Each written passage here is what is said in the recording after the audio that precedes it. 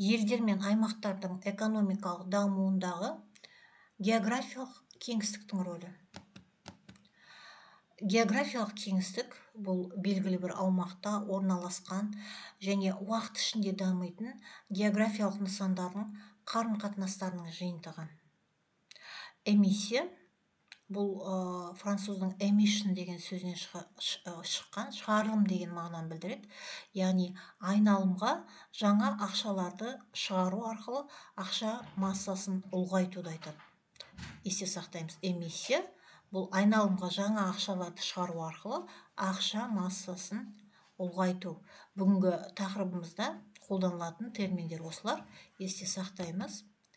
Енді бірінші сұрағымыз, географиялық кеңістік пен уақыт арасындағы тығыз байланыс туралы айтатын болсақ, бұл екеуінің арасында тығыз байланыс бар. Географиялық кеңістіктегі әрбір нысанның өзіндік орны бар. Ол уақыт ішінде өзгеріске түседі және өзі де қоршаған ортаны қалыптастыруға қатысып, басқа нысандарға ықпал етеді. Географиялық кеңістіктің табиғи және қоғамдық үдерістер жүретін аумақ қана емес, барлық нысандар мен үдерістерге ықпал ететін фактор болып табылады. Ол табиғи ортадағы қоғамдық нысандар мен құбылыстардың, үдерістердің жиынтығы ретінде ұдайы өзгеріске түседі. Елдер мен аймақтардың экономикалық дамуында географиялық кеңістік маңызды рөл атқарады. Бұл ең алдымен елдер мен аймақтардың әлемдік экономикалық кеңістіктегі орнымен анықталады.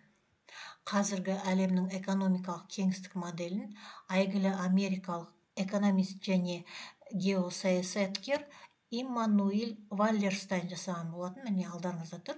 Есте сақтаймыз. Қайталап айтам.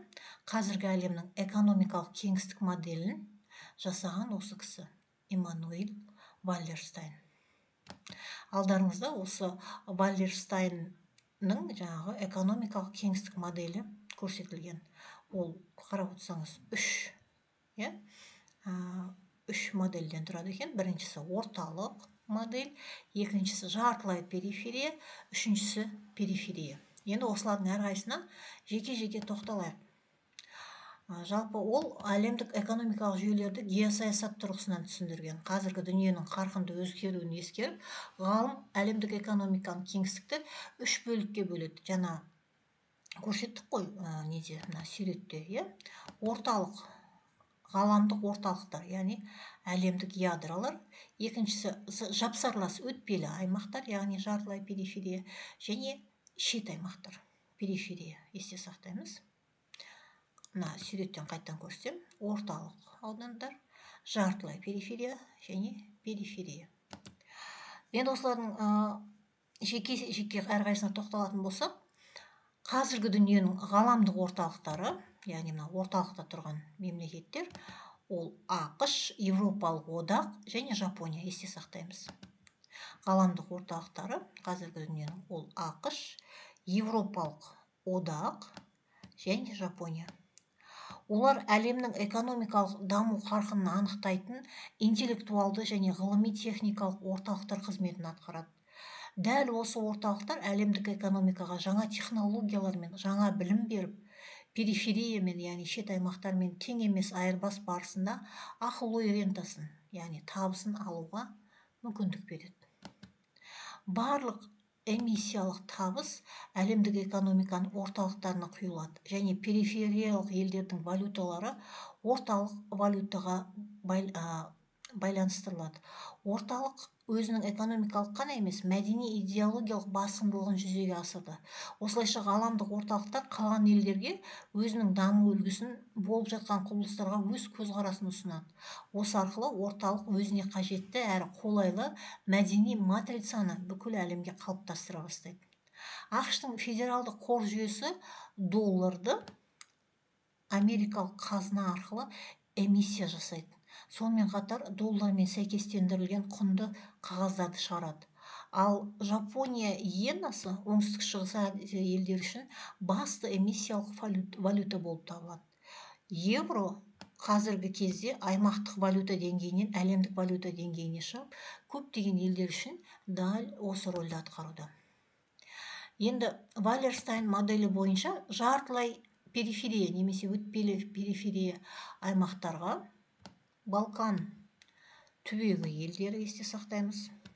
Португалия, Ирландия, оңтүстік шығыс Азия және ТМД мемлекеттер енеді. Қайталап айтам. Екінші модель, яғни жартылай периферия немесе өтпелі аймақтарға Балкан түбегі елдері, Португалия, Ирландия, оңтүстік шығыс Азия, ТМД мемлекеттер енеді. Бұл елдер орталықтармен салыстырғанда технологиялық деңгейі төмен өнім өндіреді және орталықтардың жоғары технологияларын сатып алуға мәжбүр. Бірақ бұл елдер периферия елдермен саудада өздерінің басымдылықтарын көрсетеді. Ал периферияны әлемдік орталықтарға экономикалық саяси тәуелділіктерді басым болатын Азия, Латын Америкасы және Африканың мұхит аралдарының артта қалған елдері құрайды. Яғни үшінші модель периферияны Азия, Латын Америкасы мен Африканың мұхит аралдарының елдері құрайды. Қазақстанның экономикалық дамуында да географиялық кеңістіктің маңызы зор. Қазақстан жер шарындағы ең алып құрлық Еуразияның орталығында, Еуропа, Ресей мен Қытай аралығында орналасқан.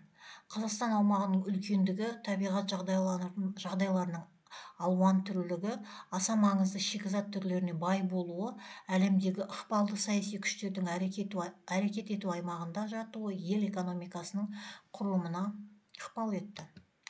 Қазақстанның экономикалық және географиялық ерекшеліктері оның экономикасын жүкті көп таситын салаға айландырады.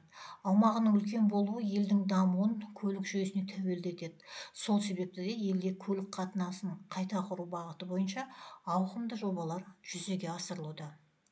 Видеоға лайк басып, каналыма жазылуды ұмытпаңыздар. ОБТ-ға дайындық курсына жазылу үшін төмендегі описанияға өтсеңіздер болады.